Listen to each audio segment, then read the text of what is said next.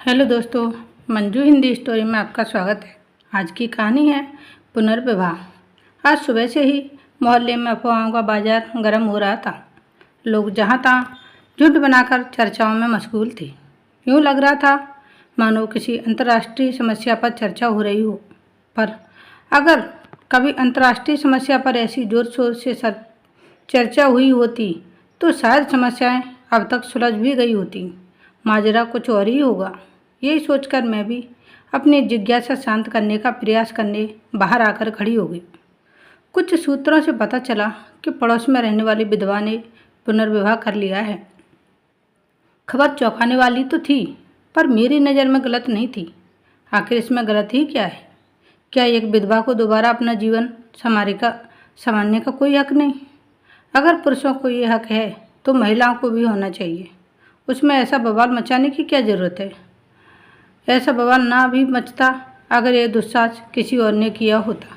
यह दुस्साहस संजना ने किया था, जिसके लिए ऐसा करना नामुमकिन था।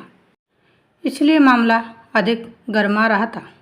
यही कोई 10 वर्ष बीते होंगे जब संजना बड़े ही परंपरावादी और कुलीन शर्मा परिवार की बहू बनकर इस घर में आई थी।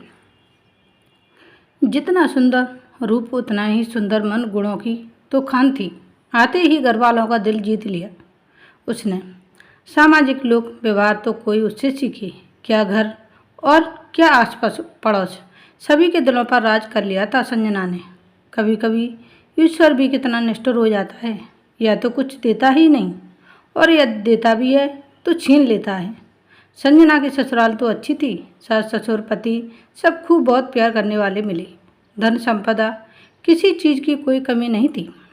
कमी थी तो सिर्फ एक संतान की। विवाह के 10 वर्ष बीत गए, लाखों जतन किए, पर शायद संतान सुख उसकी किस्मत में ही नहीं था।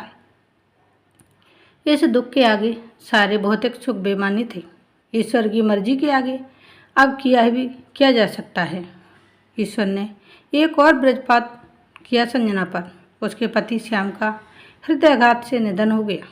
मुसीबत पर मुसीबत, निसंतान होने की पीड़ा तो वह झेल ही रही थी, अब विधवा होने का लेवल और लग गया। खैर, जीवन तो जीना ही है। संजना फिर से जीना सीखने लगी। चेहरे की रंगत ही फीके पड़ गई थी। उसकी शरीर भी बेजान सा हो गया था। संतान ना सही, पति का साथ तो था, वह भी ना अब ना रहा। जैसे तैसे घर के सारे काम और सास ससुर की सेवा करके संजना अपना वक्त गुजारने की कोशिश करती। दिन तो जैसे तैसे कट जाता था, पर रात की तन्हाइयाँ उसे डसने लगती। भविष्य की चिंता उसे सताने लगती। आखिर सास ससुर कब तक साथ देंगे? जब वे भी ना रहेंगे तब क्या होगा? काश ईश्वर ने एक संतान तो दी होती, उसी के सहारे जीवन कट जाता। पर अब आगे क्या होगा? सुबह उठती तो उसकी सूजी हुई लाल आंखें गवाही दे देती कि वह रात भर नहीं सोई है। ऐसा हमेशा ही होता था। सास की अनुभवी नज़रों से कुछ भी न चुपता। वह बहू के दर्द और अकेलेपन को महसूस करती थी। संजना बीमार भी रहने लगी थी। ईश्वर यदि कुछ छीनता है तो कुछ देता भी है। संजना कम से कम इतनी खुशनसीब तो थी कि उसे सास ससुर बहुत अच्छे मिले थे। वे दोनों बिल्कुल माता पिता की तरह संजना का ख्याल रखते। पर संजना पर तो दुखों का पहाड़ टूटा था। उसे तो बेबी संभाल पाने में असमर्थ थे। केवल उसका ख्याल रखना ही उनके बस में था, जो वे बहुत अच्छी तरह रख रहे थे।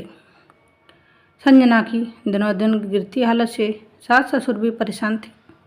वे दिन रात यही विचार करते रहते कि कैसे संजना के चेहरे पर खोई हुई मुस्कान वापस ला सकें।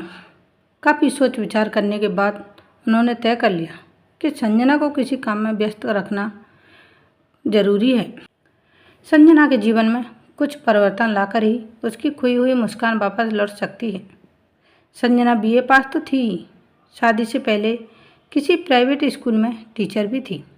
उन्होंने तय किया कि शहर में इतने स्कूल हैं, किसी प्राइवेट स्कूल में यदि वह पढ़ाने का काम कर ले तो इससे उसका भी मन भी बहल जाएगा और बच्चों के बीच रहकर वह अपने दुखों के बोझ को हल्का भी कर सकेगी। आर्थिक समस्या तो थी नहीं, बस समय काटना और संजना का खुश रहना अधिक महत्वपूर्ण था। समय के पाबंद और ज़्यादातर घर में रहकर अध्यात्म और स्वास्थ्य में व्यस्त रहने वाले संजना के ससुर प्रकाश चंद जी अक्सर घर से गायब रहने लगे।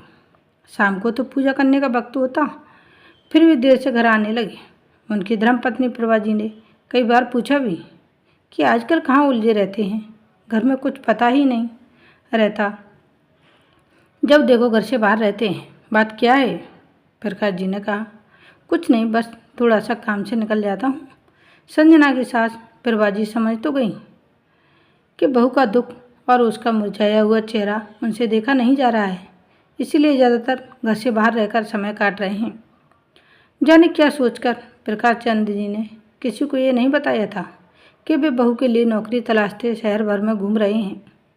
बेरोजगारी के इस युग में आसानी से नौकरी मिलती कहाँ है, पर प्रकाश जी हैं कि बहू का मन हल्का करने और समय निकालने का एक जरिया उपलब्ध कराने के लिए नौकरी ढूंढते फिर रहे थे।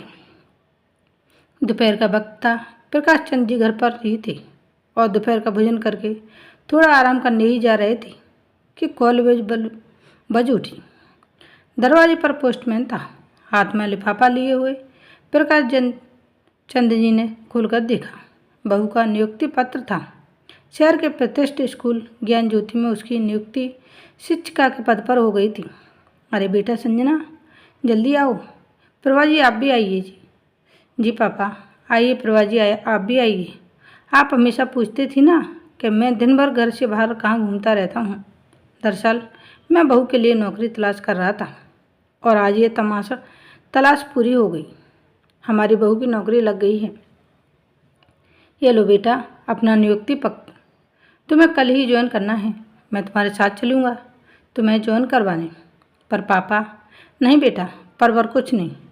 एक बार यदि तुम स्कूल में मन लगा लोगी तो अपने सारे दुख दर्द भूल जाओगी। तुम्हें इस तरह उदास देखकर हम लोग भी दुखी रहते हैं।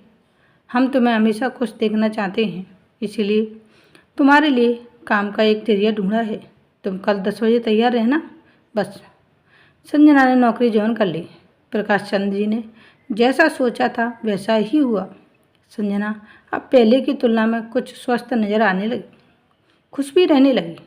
बस यही तो चाहते थे वे, बाकी तो ईश्वर की कृपा से सब कुछ था उनके पास, किसी चीज़ की कोई कमी नहीं थी। बहू के चेहरे पर खोई मुस्कान लौट आई थी, यही उनके लिए बहुत था। अब तो संजना पूरी तरह स्कूल के माहौल में रम चुकी थी। अपनी मेहनत और लगन से अपनी एक खास छवि बना ली थी उसने।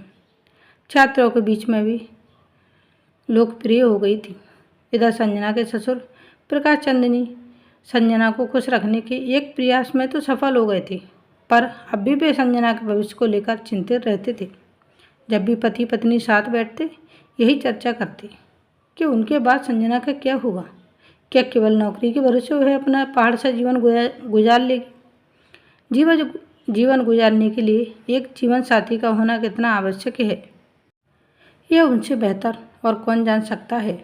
जवान बेटे की मौत के बाद आखिर वे दोनों पति पत्नी ही तो एक दूसरे का सहारा बने थे, एक दूसरे का संबल ही इस दुख से उबारने में सहायक हुआ था। प्रकाश चंद जी आजकल कुछ अस्वस्थ भी रहने लगे थे। उन्होंने तय किया कि अपनी बहू संजना का जीवन वे एक बार फिर से संवारेंगे। आखिर उनकी मौत के बाद कोई तो संजना का सहारा बने, वे उसे यूं अकेला नहीं छोड़ सकते। वैसे भी वे संजना को बहू नहीं बल्कि बेटी ही मानते आ रहे थे। फिर वाला वे अपनी बेटी के सुखद भविष्य की कामना क्यों नहीं करेंगे। ये संजना का सौभाग्य ही था कि थोड़ा प्रयास करने के बाद प्रकाश चंद जी को संजना के लिए एक योग्य वर के रूप में सुरेश मिल गया। सुरेश विवाहित था। उसकी पूर्व पत्नी एक बच्चे को जन्म देने के बाद चल बसी थी। तब से वह अकेला ही था। लोक निर्माण विभाग में अच्छे पद पर कार्यरत था। वह संजना को पति और दोनों बच्चे का ही सुख मिलेगा, यह सोचकर प्रकाश चंद जी प्रभा देवी ने जरा भी देर न की और दोनों ही सहमति से साधारण रीति रिवाज से मंदिर में दोनों का विवाह संपन्न करवा दिया। विवाह के तत्काल बाद ही प्रकाश चंद जी अपनी पत्नी के साथ तीर्थ यात्रा पर निकल गए। संजना के लिए सुरेश जैसा योग्य वर पाकर वे बिल्कुल निश्चित हो गए थे। अपना कर्तव्य निभाकर उन्होंने एक अनुकरणीय उदाहरण प्रस्तुत किया था। ये विडंबनाएं ही है कि लोगों को शायद हर नए और अच्छे कार्य में बुराई ही नजर आती है।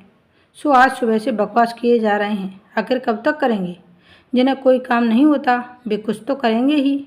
प्रकाश चंद जी के अदम्य साहस और अनुकरणीय पहल को एक न एक दिन सभी नमस्त होकर स्वीकार करेंगे। ये सोचकर उनके सार्थक प्रयास को मैंने मन ही मन प्रणाम किया और अपने नित्य कर्म में लग गई। चर्चा में संलग्न समाज के तथाकथित रहनुमा धीरे धीरे वहाँ से प्रस्थान करने लगे। आज की कहानी यहीं समाप्त होती है।